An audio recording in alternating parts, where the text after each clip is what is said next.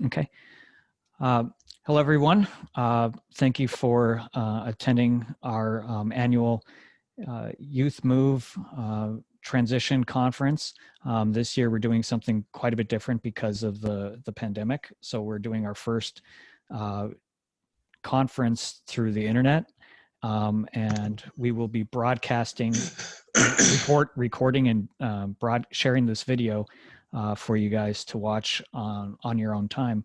But today we are going to be joined by Joshua Calarino. Josh is an enthusiastic youth advocate working for change in the mental health system in Florida as well as throughout the country. Joshua currently serves as the training coordinator at South Florida Wellness Network, where he leads a recovery-oriented team in delivering trainings, including wellness action recovery planning, whole health action management, peer support, mental health first aid, and peer certification. Previous professional experiences include serving as a peer evaluator, certified peer specialist, and executive team member with Youth Move Miami. His current leadership positions include serving as the Youth Move, which is motivating others through voices of experience, board president, member of the executive committee for GOT Transitions, member of the Youth Move National Youth Best Practice Committee, and consultant to the National Council of Behavioral Health's Young Adult Mental Health Initiative, Connected. Throughout all of these roles, Joshua provides expertise in youth leadership and youth engagement. Joshua has frequently been recognized for his leadership in consultation, most notably receiving the SAMHSA Voice Award for Young Adult Leadership in 2016. Joshua is driven by his desire to create a future where all youth have the opportunity to speak and to be heard in the systems of care. Take it away, Josh. Alrighty, with that, I will take it away, and thank you very much, Matthew, for reading that little bio for me. With that, I'm going to go ahead and start jumping in here. With the presentation, we're going to be splitting up into about two little parts. It's going to be how I myself became part of the youth movement, and then we'll talk about a little bit about what service providers need to know for youth engagement and things along that line. With that, I'm going to move on to the next slide here. So we had that little intro. I'm going to provide just a little bit more about myself. So as Matthew has said, my name is Joshua Calarino. I am the current board president of Youth Move National. I am presently a college student. I am going right now to the Florida International University, trying to get my degree in IT and some information technology. I am an advocate, both locally and nationally. That includes attending conferences and speaking even in engagements like the one that you will be watching and this like that. But moreover than that, I may be an advocate and I may have all of those really great things that Matthew read out, and I have some awards, some SAMHSA, things like that, but I'm also just a normal guy. I'm an avid Dungeons and Dragons player. One of the reasons why I like engage with North Dakota so much is with a lot of the youth that I've talked with they're also Dungeons and Dragons players. So one of the reasons why I got into it was through them. I'm a big fan of anime, et cetera, et cetera. Just to dive a little bit about my history and kind of what really got me into this is I was born in 1996, but my mother at the time was only 17, and my father was never really around and things like that. And I think over time that kind of growing up in those kinds of environment and never really being able to speak out so much and having a lot of resources and things like that kind of made me, once I got older, want to make changes and be a leader in the community. And we'll dive a little bit more into that as we move on. But the first question was how I got involved within the youth movement. And for me, as some of you may know, it started off with a simple class. You'll see 3 photos on your screen right now. If brownie points, if you can find me in each one of those photos. But there was one day just in high school, it was just a regular lunch day, and I was just going through it. During the time I was going through a really hard time between all the school stresses, my mom working all the time, me having to start looking at high schools and colleges and trying to get scholarships because, I'm not amazingly rich to be able to afford to go to university and college and all of that. And there was just a lot of stress happening. I was going through a really, really hard time. And a passion of mine was dance. And I happened to offhandedly say to a friend of mine during lunch that I wanted to resume going back to salsa classes, and she just so happened to have a salsa class that she was going to that was totally free at a small little place called Youth Move Miami. And if you take a look at the 3 photos on your screen here, that's actually us doing what's called a rueda, or it's a big circle where we all kind of dance and switch partners and things like that. And that is actually a FACES event, which is an expansion grant in my local community. And we were doing it kind of just to show the community connection and how the culture and what we shared in that room kind of can grow and really be a part of people's support and not just supports and things like that. But for me, it started off with that simple class, and from there it just kind of grew. It just grew from there. So what you'll be seeing here is actually from a summer camp that we had held at Youth Move Miami. You can see me very awkwardly in the middle, standing there. But you can see in this, we have an individual had come in to teach us something very simple, how to cook and basic nutrition skills and things like that. And you can see that there are a lot of youth here on the screen who were sharing a part of that. And from there, it grew even more. So as you can see, there's a lot more youth in this one. And we're actually at a drum circle. The individual in the chair, just in the center of that, is leading us in a drum circle, and we're all going through it, and we're really, really connecting through all of this as we are going on. And then it just kept growing. It kept growing and growing and growing. You'll once again see me in this photo here, and this is during another workshop that we were having at Florida International University, a local college or university down here in Miami, Florida. And the thing that's really important is that, as you can see, we kept growing and growing and growing, and that growth and that passion that all of the youth that you could see on our screen that had, that was really what made me want to continue on and really continue on with the youth movement, as you can see going on here. So to provide some expansion of what we did do those things. We did the drum circles, we did all of these things, but on top of that, we would make presentations like the one you're seeing right here. That's myself and a good friend of mine, still to this day and back then, Isabel. And we're actually presenting on your screen right here. It's a Curious Minds workshop, and what it talked about was innovative engagement strategies to promote youth involvement in research and evaluation. And we were invited to go fly out all the way to the Georgetown Institutes to go and present this. And this particular presentation was made in tandem with a couple of researchers from the FACES grant, and we had essentially compiled all the information and had this board, and were able to engage with people all throughout the conference. You can see me very stoically staring at this individual as we're engaging with them and teaching them kind of what we've done in our local community to be able to engage youth in the evaluation services. And I think that's something that was really, really important. The things that we did were very much about the connection and having fun and doing things, but we always had a goal to build to and get to while we were doing them. And as you can see, this is actually during that exact same conference at Georgetown Training Institutes. We're all grouped up. That's myself, the youth coordinator, Sierra Khan, and just a couple of other youth movers there. And we're actually sitting, or rather standing next to Kevin Hines. If you're not familiar with Kevin Hines' story, he was an individual who had actually jumped off of the Golden Gate Bridge in an attempt at his own life, and he managed to survive the ordeal, and he's become also another advocate, a very, very large advocate in his own right. And one of the reasons why I have this is that this month is actually Suicide Awareness Prevention Month. My shirt actually is about that as well, so I did want to put that in here. But do keep in mind that all of those things that I had just shown, you know, the drum circles, the salsa dance, and the things like that, we have those things, but we also had things like this where we were able to meet individuals like Kevin Hines and talk with him, engage with him, become advocates with him, and really make changes to the behavioral health system of care as we wanted to do.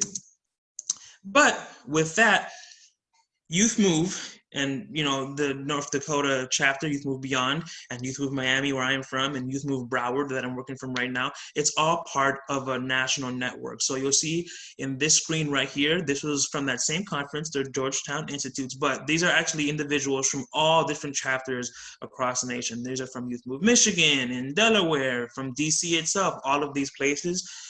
It is a national, right? The movement is a national movement, and we'll dive a little bit into what the movement is and what it actually means a little into this, but do keep in mind that there are a lot of people that are working and pushing for this, and all of them, vary from age to age, and they really want to make changes within the system of care. But to dive a little bit more into the how of how we did it back at Youth Move Miami, we had what I like to call the squad, or what was the executive committee. So we had our youth training coordinator, Sierra Khan, and I'm going to see if I can actually get a little spotlight. Can I get a little spotlight? 1 second here. There we go. This one right here, this is Sierra Khan. She was a youth coordinator, so she essentially did what Matthew does for Youth Move, but down in Miami. And then we had the executive committee, which was right here, the president, Allison, myself there as the vice president. Then we had Isabel as the treasurer. And then we have the secretary, Laura, who unfortunately couldn't make it to that trip with us. But that's her right there. And then we had who I call the executive consultant, even though that wasn't exactly his title. He was the previous Youth Move Miami chapter president, and he just would really provide us a lot of context to the things that were going on. And having that structure for us was very, very important. It was really, really important for us to have that structure and have this thing to be able to build on the chain of command, be able to have the youth coordinator to make the coordination, the executive team to be able to relay information that we got from the general Youth Move Miami member body as well. And that structure was really, really, really important to my overall involvement within this movement. When I went there, it was strictly just like, I want to dance. I don't want to do anything else. But slowly but surely, it kept building and building and building. And I could see all of the pieces being pulled together to make something more than just we're having fun, but to make things like we're having fun, but we also want to make a difference. And that involvement ended up being what led me all the way up to becoming the vice president of the Youth Move Miami local chapter. So very, very awesome there. Trying to change my slide. So these are the things that we would do. We had dance classes. We had choir. We had Youth Move general meetings, and in those meetings, we would have different topics varying from all the way from school to education to things like that. LGBTQ, could be history. It would be based off of suggestions that we got from the Youth Move members. And then we had Youth Move executive committee meetings. That was when myself and the other executive committee members, or the squad, like I had said a little bit earlier, would meet up to plan the general meetings. And we would also try to have guest speakers on a variety of topics. So as you can see, it's education, LGBTQ, ex-gang members. We would have these individuals come in with their own lived experience and to share that with us as we were going through. The youth really wanted to not only engage and make changes to their own systems, but they wanted to gain other people's experience because they were so young and they were so passionate and they wanted to advocate so much. This is myself and all the other members included. They wanted to get as much experience as they could from those who had lived it. So that lived experience was highly important. We also had art events. We would teach people how to draw. We would do painting. We would do graffiti. There was sculpture. There were so many things that we would do. And we also had just general weekly activities on a large variety of things, from, just something as simple as a game night all the way to things like civil rights history nights and things like that. But, nope, slideshow's having some trouble. Here we go. Like I mentioned, there was a reason that we did them. So if you take a look on the screen right now, you'll see that it's Youth Move Miami's mission and vision. And I'll go ahead and read it out for us. Our mission and vision is to be equal partners in the system of care by be partners in the systems of care transformation by using the perspectives of youth. With the use of creative arts, we aim to promote positive change through support, advocacy, education, and the awareness of youth rights while embracing our different cultures, like we talked about, all of those cultures that are very readily available in Miami. And YMM, short for Youth Move Miami, will empower the youth in our community and strengthen their voice in order to motivate their wellness and success. And this mission and vision is what guided all of those things that we're doing. Like I mentioned, the things that we did were kind of wacky in a lot of ways and didn't seem like they would do all of these things, but they always had purpose. And it's not always important about the what that you are doing, but the why that you are doing it. And having not just the what, but having the why, that was so empowering to me and so impactful that it really, really made me want to be involved in the youth movement, and was one of the really big things that drove my passion and that drove me to continue on to not only be the youth movement president, but then to go on to be a part of the youth movement board, to then go on to be the youth movement board president and do all of the things that I have done, including making this presentation here for you today. So that was just a big chunk there about my youth involvement with Youth Movement Miami, and kind of how I myself became involved and what I myself being involved looked like as I was going through it for the time that I was going through them. Oh, it seems like I am actually maybe missing. Oh, there we go. Never mind, I apologize. How all of this got involved and how I got involved, this started out as random chance. Like I said, it was a random fluke chance that I was at the lunch table when my friend mentioned being a part of this group. But when I think back about it, in a lot of ways, it wasn't just random chance. I was going through a very hard time. I really, really myself needed an outlet and a place to let me explore and learn about myself, right? What Youth Move did is that they provided a space for that, for me to be able to have an outlet and a space to do something that I hadn't done before. They provided a space they provided a space that I would not only help myself, but I could help others too. They gave me a voice. They gave me the knowledge, the talents, the ability to do them, and they pushed me to do that. They propelled me to say, what are your passions? What are the things that you like? What are your strengths? And if I didn't have any strengths, they would help me find them and look for them and hopefully promote them as best they can. So thinking back on it, yeah, it might have just been the salsa classes that I was going for, but in the end, I think it was much, much more than that. And there is always a deeper story when you're thinking about youth involvement. So, how did I become a part of the youth movement? I needed to be. I needed to be a part of the youth movement, because when I was going through all of those really hard times that I had mentioned, and I had some of those traumas that I had mentioned with being raised by an only mother who was very young, and you can imagine how times were very, very tough and things like that. And all the places that I was going, all the adults that I spoke to, every professional that I was referred to, every one of them seemed to not help me in the ways that I really needed. So I decided that I would need to change the system to allow it to help people like me. And I think that's the really big thing. I was able to have that space at Youth Move Miami. So that is how I became part of the youth movement. And that is what it looked like for me going through it. And that's even what it looks like for me right now today. So thank you very much for listening to my spiel. I do want to take just a quick note for the ones who are participating right now. If you have any questions on that or anything, you can feel free to go ahead and drop them into the chat box or ask me right now. I see Matthew popping up. Yeah. So if I might back up just a little bit, I was going to wait till the end of your presentation to ask this, but I had this question when I saw the slide. You mentioned that you had done presentations, and then one of the photographs that we saw that you had participated in research on youth engagement. So in that piece of research, what did you learn about how system providers can empirically increase the quality of their own youth involvement? And if you're going to discuss this later in the presentation, you go ahead and let me know. Got it. What I'll go ahead and do is I'll move a little bit into the youth movement, and then I'll definitely try to answer your question. So just remind me in just a little bit. Absolutely. Perfect. Thank you. So with that, I did want to talk about what the youth movement is, right? Because it was through all of that, all of the things that I had just talked about, all of those people that I had met, that group that was fostered through Youth Movement Miami, that I was introduced to the youth movement.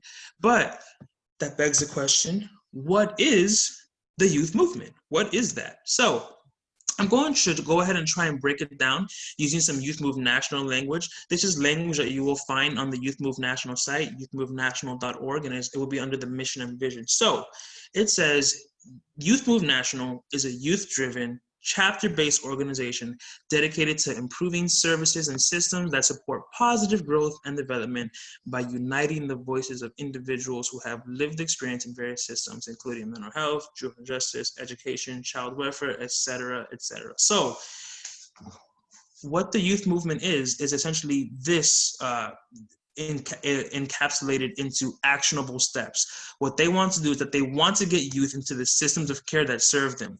Any system that serves youth, they want youth to go ahead and be a part of those systems, to have equal decision-making capacity in those systems and be able to guide processes that involve those systems. Because who better to make changes about a system that is affecting people than the people that that system is affecting, right?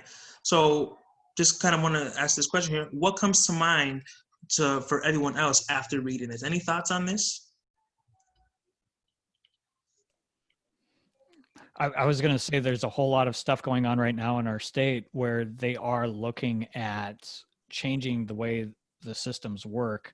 And they're going through a process to try to adopt more person-centered planning practices, or person-centered practices, period.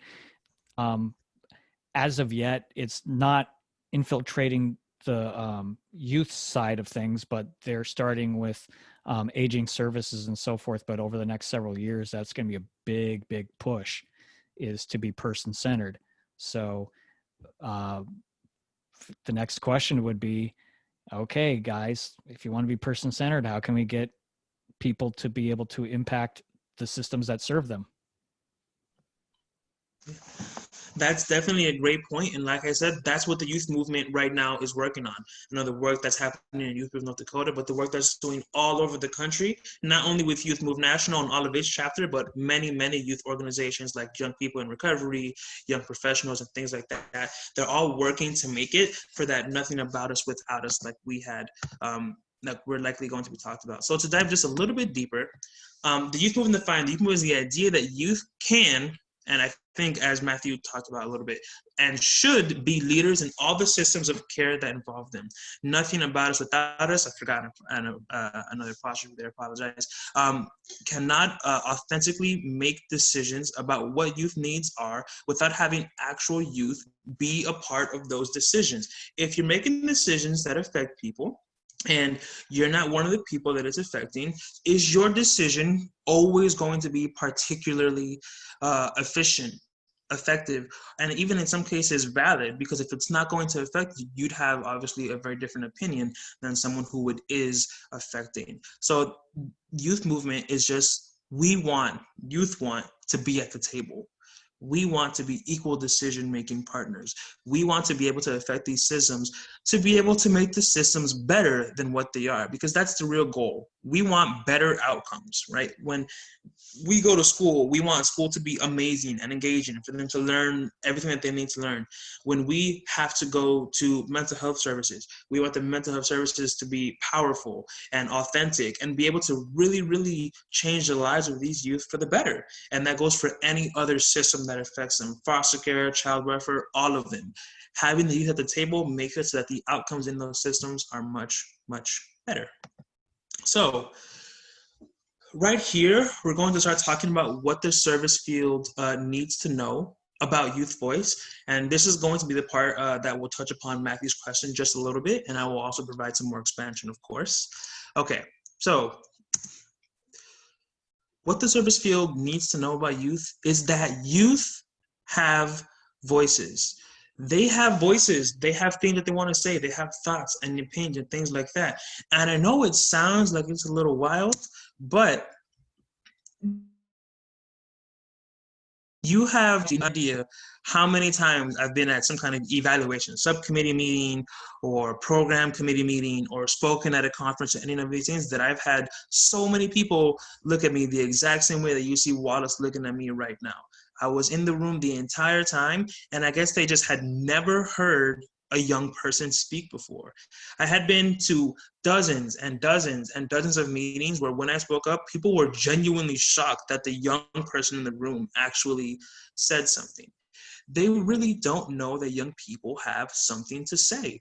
And I think that's oftentimes because of the stigma that is associated with being a youth, right? That kind of general idea of like being a young person, I don't know too much, but being in those kinds of meetings, especially as a youth, can be intimidating. They can just be really intimidating places to be. You have people in there that have doctorate degrees and are running entire organizations and have been in the field for the past 40 years, this, that, and the other. So it can be intimidating, especially when they're throwing around language that you don't really understand and things like that. But speaking of about the things you care about is what is really important. Just speaking up, sometimes even if you don't know, but if you have that lived experience, is the first thing that you can do. Because once you speak up once, it's like that foot in the door phenomenon. People will want you to speak up more and more and really want to pick apart what it is you're saying and where you're coming from and all of that. So I think it is highly, highly important that you speak up so that people know that you have a voice and that you do have something to say, because they can't read your mind. So in the service field, what they need to know is that the youth have a voice. Sometimes they won't always share it, but they do have a voice and they do want to share. Having some trouble with my slides. Here we go. They need to know that youth are just as capable as anyone else. Like I mentioned, there seems to be some general thoughts around the idea that youth don't know how to do things or are generally unreliable. Of course, this is not every individual. Not every person thinks youth can't do anything, all of that, but there's kind of just like this general stigma about it. Some sort of how like ideas like mental health and substance use also have their general stigmas. There's a general stigma against youth in this kind of vein. And it's the kind of things that vary from person to person, but in my experience, it is something that exists. So for service providers to know that youth need to know that showing up and proving to service providers that youth will show up is really, really important. And service providers recognize that the youth, I'm sure, really do want to be a part, but you have to ask yourselves the questions. Is our timing right? Are we using the right language? Are we open? Are we welcome? Are we doing things like that? And I think to tie this a little bit into Matthew's question, is the idea that in engaging with Youth Move and in the work that we did, we were actively always asked what were the things that we wanted to be a part of. And in that, they got the youth perspective. And they were really able to craft the language, craft the question, craft the way it looked, to craft everything from top all the way to the bottom, specifically and entirely guided and in some cases directed by youth. And in doing that, made the evaluation, things like that, more friendly and made them more able to get more participants to be engaged. Because when the youth were a part of it, they weren't seeing something that would be absolutely foreign to them. They were seeing something that was touched by another youth, somebody who could relate to them, somebody who could kind of understand the things that were going on in their head. And that kind of really helped with that evaluation. Did that answer your question a little bit, or did you want me to expand a bit more? Well, if you wanted to, like, what was the subject of that that research that you did? I mean, just what was it that you did? Yeah, so the subject of that research were just what were some strategies that could be used to engage youth more in the evaluation process itself. In terms of, I'm sure you've seen it, when you sit down and do an evaluation, they're not like the most amazing things to be a part of. You know, you get like a big packet and it's like 1,000 questions and it's so big. So it was the idea of us taking a look at what are the changes that we can make in the research itself, in terms of not only what we're asking, but how we're asking it, who was facilitating that question. You know, it can be, once again, intimidating if you're doing like a focus group, for example, and the person who is facilitating that focus group is like the doctored degreed person in the room who's very different, versus if you have someone like, say, me, or someone within their same age bracket, or someone who really can relate to them and understand them a little bit more, and then they ask those exact same questions. The space itself is more welcoming. It is a space amongst peers. The example that I like to give it is like, I would say that for many people, the person that you show up as at work is different than the person that you show up as when you're home, just relaxing. And when you're amongst your friends, you're that kind of person. And when you're amongst your peers, you're a specific kind of person. But when you're amongst someone who maybe has a level of authority or is in a certain kind of hierarchy, that's another kind of you again. So do you want to be brutally honest? Or, you know, maybe with your friends or your peers you would be, but with somebody who has a hierarchy, that is less so. So getting that engagement is really important, and cluing in the youth. So tying people, not just me, but tying people within your community. If you have a research thing that you want to be a part of, bring in some youth. Have them talk about it. Have them be like, this language is a little rough. I don't really know what this means. This might scare some people. This could potentially be re-traumatizing. This language could be re-traumatizing, or this scenario could potentially activate someone. That kind of thing can be really important. And like I mentioned, youth are just as capable as anyone else. So that general idea about them, I think, kind of stems from the fact that there's not always a whole lot of faith in the youth to begin with. So you have to put that faith in them. You have to put that onus on them and really give them a chance, and make sure that the things you're doing, and even especially with research, are things that youth can get to. Let's say you're going to create that focus group that I had mentioned. If you start the focus group at 12:30 p.m. on a Wednesday, all the youth that you're going to have are going to be in the middle of school right now. That's where they're going to be. And if you start at 4 o'clock, all the youth may be out of school, but what if they have extracurricular activities? They have homework to do. They have things like that. So maybe sit down and ask them, hey, listen, what time would be best for you? Should I stay open a little later in the evening to have you guys come in? Or maybe we could do it on like a weekend day, and we can make sure to bring in some pizza and stuff like that for you guys to be able to have lunch here, right? Those kinds of things are the things that we had talked about during that presentation. And that kind of idea and that kind of knowledge is one of those things that service providers have to recognize. It's a two-way street. Yeah, the service provider can be open, but just like the service provider has needs, the youth have needs too, and both of them need to be met. So I hope that answers your question just a little bit. Awesome. Oh, so with that, to dive once again a little more into the topic, taking a quick time check here, a little more into the topic, we have the idea, as you can see here, of youth guided. So there are kind of different levels for service providers, and I think taking a look at these levels is something that is really important for providers and for people who are giving services, and even for the youth to know when going into somewhere. Is this youth guided? And then we'll go on to the next ones in the next few minutes here. So youth guided, young adults and adults are aware and engaged as they explore the ideas and skills of leadership and begin to value the young adult experience as integral to the decision-making process. Kind of a lot happening there. But it means that young people, they have the right to be empowered. They have the right to be educated and given that decision-making role to care for their own lives. And that includes policies and procedures and governing care. So that essentially means if you're going to a place, and let's say, I like to use mental health because a lot of my experiences within that.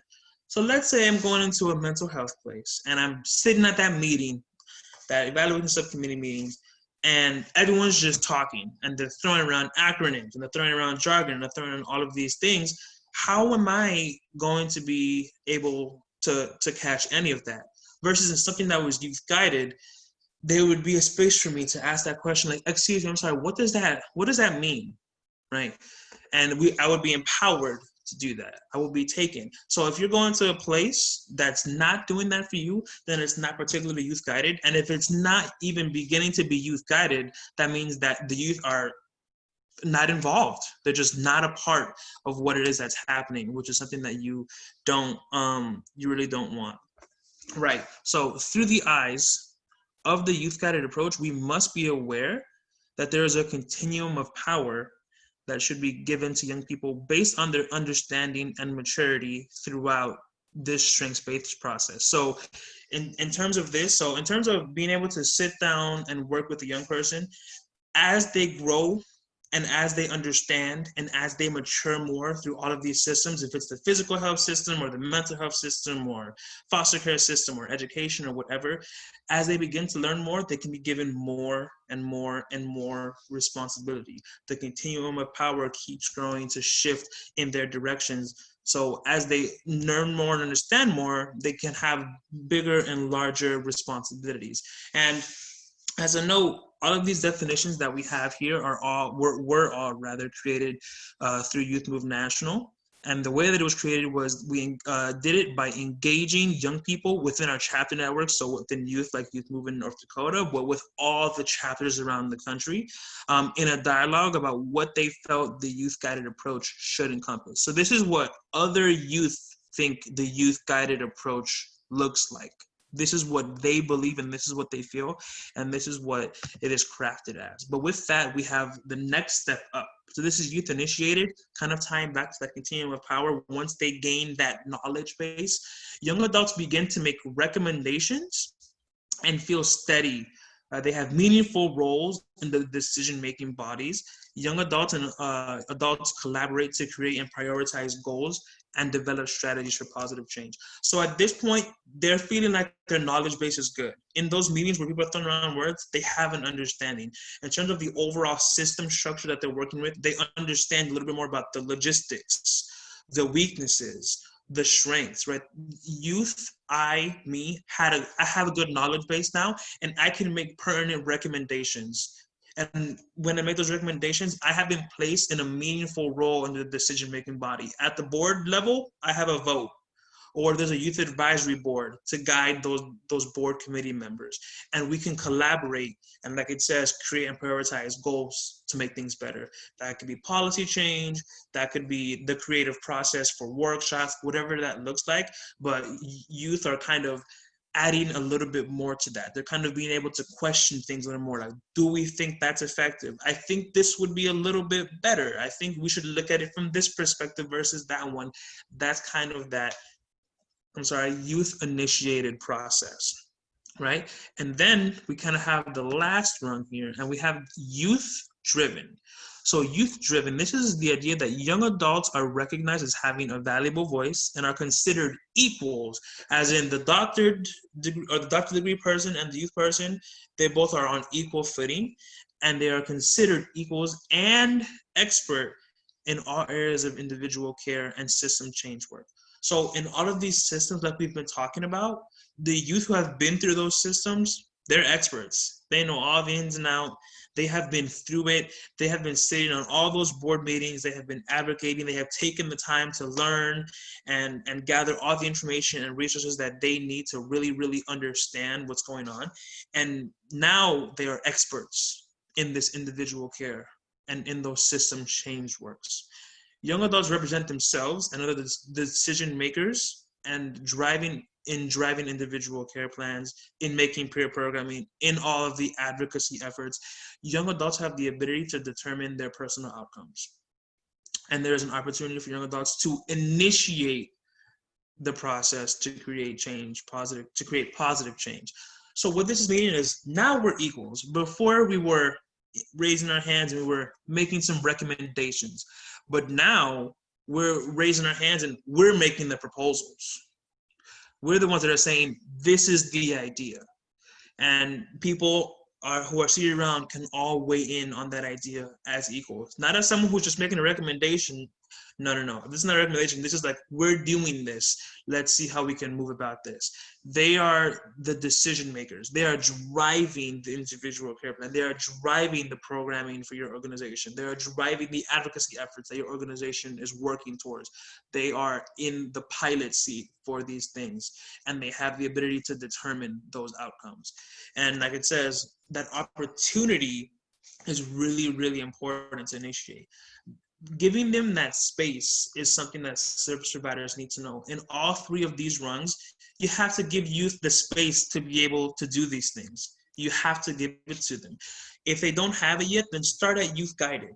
Start at a process where you can give them a mentor. You can give them a coach. You can sit down with them. They can have small meetings prior to the big meetings to be able to get a foothold and understand.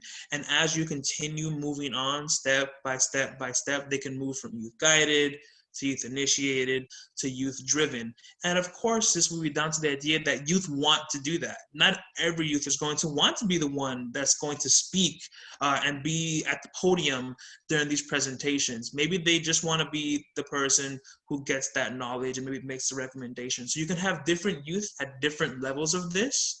And it's important, again, to just leave the opportunity open and potentially to even give gentle nudges and pushes to the youth to be able to move into these spaces. So with that, I do want to once again leave it open for maybe some questions.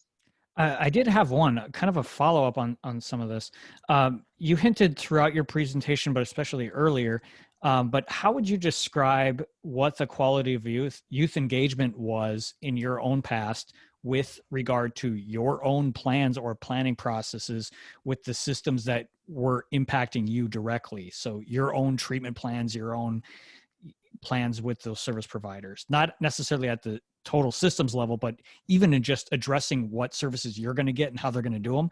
What was that quality of involvement like? The quality of involvement, and I hope I'm understanding your question, so let me know if I don't, but the quality of involvement as I move through this process from being someone at those higher levels to from youth guided to youth initiated to youth driven, it became more and more involved. As I thought, there's a thing about receiving services, especially as youth, where you're quieted, you're things like that. But as I was going through this, I became more and more vocal and became more and more of a driver in those individual plans that I was receiving. I really started to speak up and do all of those things. And I, luckily for me, I had a parent. I had my mom who was always, very actively engaged in that. But because I was speaking so much, it would essentially put everyone on their toes. It would make them more activated. It would make them really a lot more responsive. Because like I mentioned, that face that they gave me earlier, they weren't getting that before. Well, I remember when I was in Youth Movement Miami, the way that the youth coordinator had described me is, I remember, I will never forget, she said that sometimes you're a little self-deprecating. And sometimes you take away your own agency and you take away opportunities for yourself.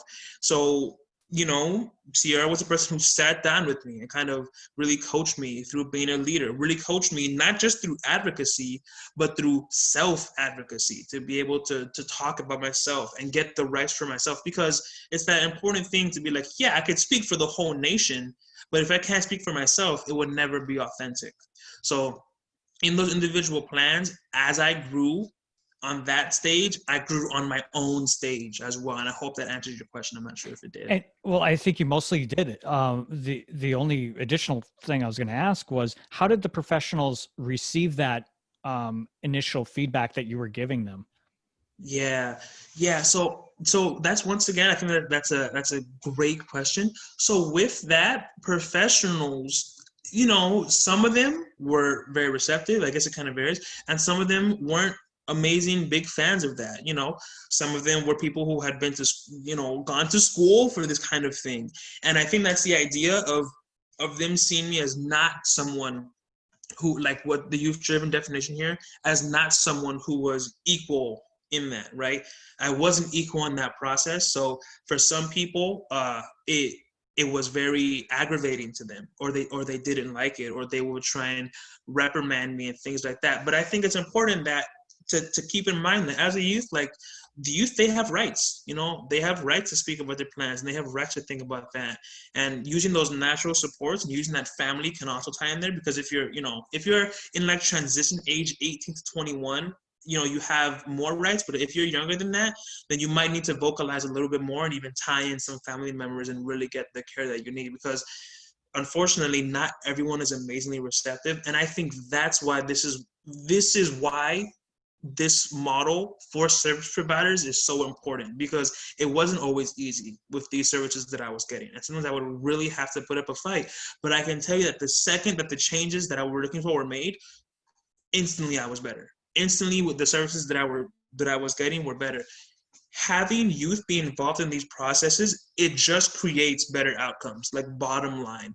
I can't find the exact statistics or anything for you, but I've read a multitude of things of that's why nothing about Taros works. That's why it works. Having the lived experience component is absolutely vital, and implementing these structures into service sites is absolutely important. And having youth, me, the youth at Youth Move Beyond, people at Youth Move National, all the youth around the country be a part of that process in whatever capacity they want to. That's what makes it so important.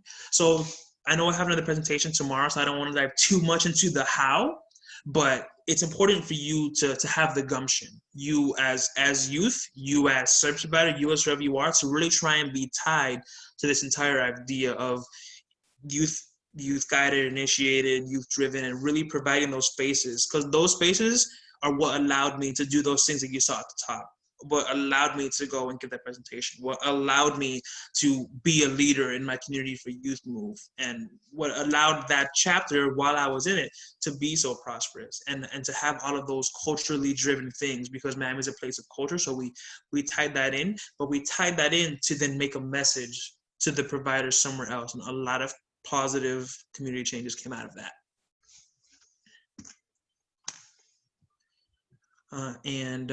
With that, that would actually take me to the end of this particular presentation, but we could take a couple more questions, or we can end it here, whatever you need. Does anybody have anything else for Joshua?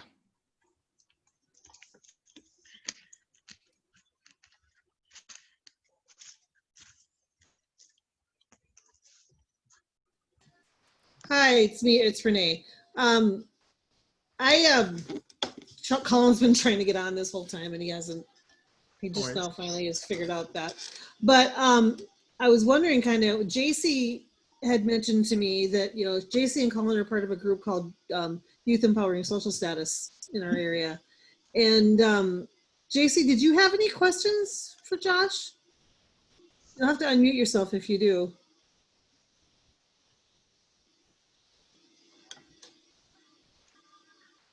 You could also drop it into the chat box if we. Oh yeah, or type it in the chat box if you want. Yeah. She did just text me wondering if this was being recorded, because. How often do you speak, and how far out of this? What does your travel destination look like? I would imagine you're asking generally speaking. Right now it's nowhere because of the current pandemic. But normally myself, and again, because of these opportunities and everything, I have traveled all over. I've traveled up to North Dakota and spoken at this conference in person, but I've spoken at the training institutes. I've spoken at the Georgetown Institutes. I have spoken at a large multitude of places in California, in Ohio, at different conferences like the Alternative Conference, like the INAPS Conference, and things like that. So I've been quite around.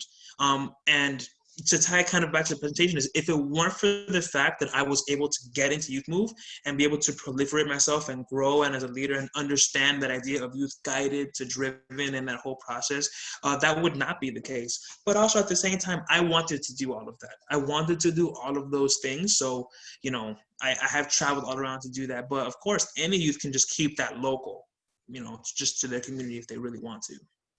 So you've been everywhere: national conferences, smaller conferences throughout the country, smaller conferences throughout your areas, giving presentations to service providers. You've kind of been around quite a bit, haven't you? Yeah, I definitely have. And again, I think that's up to experience. And I would also say opportunity. I have the opportunity to do those things that we talked about in the slides. And because of those opportunities, I usually try to take them as best I can. And that is what has allowed me to do so much. And I hope other things that I've done have been, positive, of course.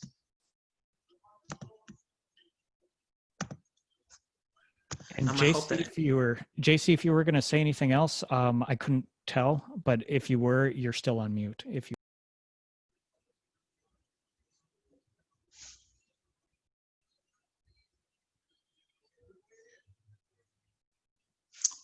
See a chat notification. In the chat, I see how old are you when you first started this and how old am I now? So I didn't join, like, just even for the dance, like I mentioned, Youth Move Miami, until I believe I was 17, and I'm a whole 24 years old now. So I've been at this for a good number of years.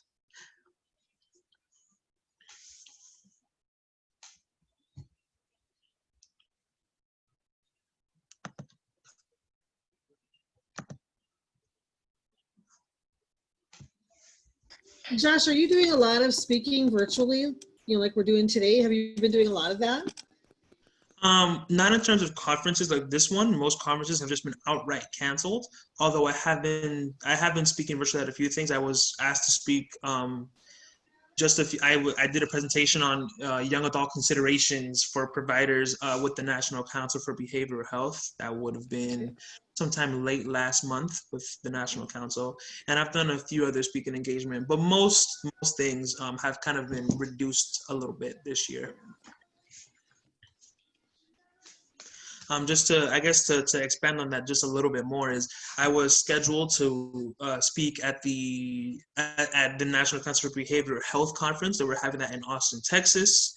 I was also going to speak at the Georgetown Institutes. They even had me record a number of videos for presentation. And what does it cost to get me to speak? I appreciate that question.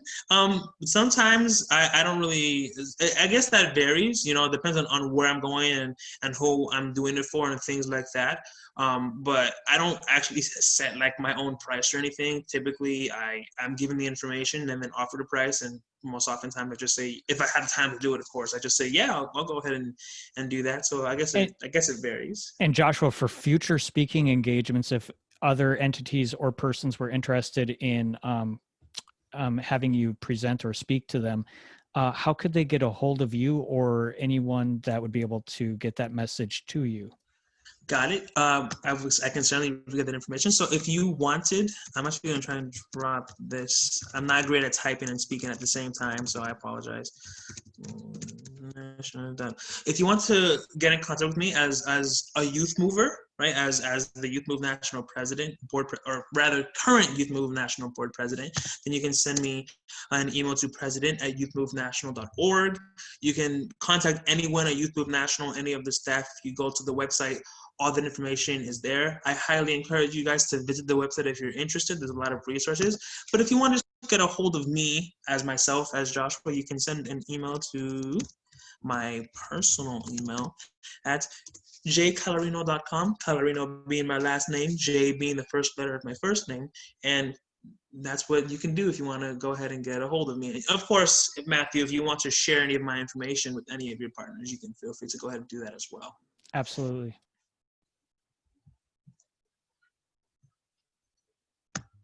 If we have any other questions, feel free to drop them into the chat box or just unmute yourselves and ask anything you need. Renee, if you were trying to ask a question, you are currently on mute. No, I'm talking to Colin on my phone. He's been listening, so I'm wondering if he has any questions.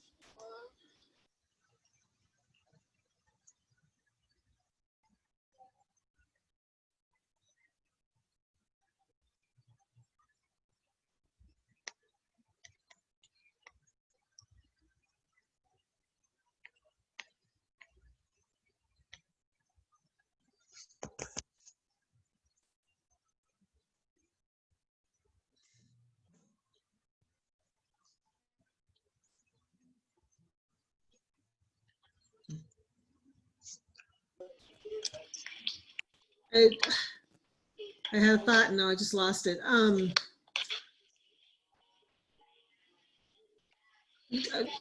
know JC had asked me about this being recorded because she wasn't here when we talked about the fact that we were recording this. So yeah, JC and Tanya, of course, you know this too, that we're recording all these sessions. So if you have people that want to watch it, we can do that. And I know there's a few people that I had talked to that wanted to be on today, and they're not here. So hopefully they will catch this. So tell him how good you are, Josh. So Josh, for tomorrow, I might ask you more about some of those Dungeons and Dragons activities you're up to these days.